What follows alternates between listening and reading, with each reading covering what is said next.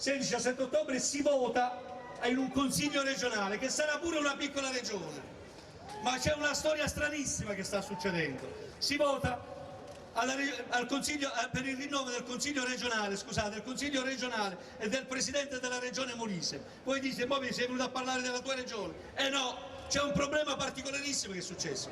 Voi sapete che, che questo ministro degli interni, questo governo si vanta molto del fatto che deve far quadrare i conti, e quindi se i governatori delle regioni non fanno quadrare i conti regionali viene dichiarato il dissesto finanziario, e dopodiché il governatore della regione non si può più ricandidare. Sapete che è stata fatta questa legge?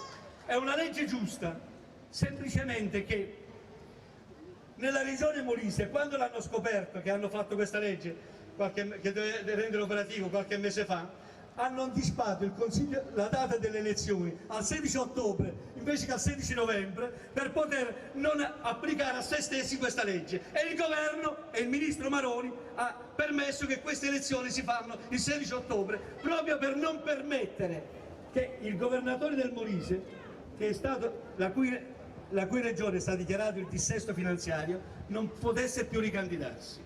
Ecco, allora noi siamo in presenza di un Consiglio di Ministri, siamo in presenza di un governo, siamo in presenza di una maggioranza parlamentare che ogni giorno pratica un'azione criminale solo per salvaguardare se stessi. Una volta il Consiglio di Ministri, una volta il Consiglio regionale e così via.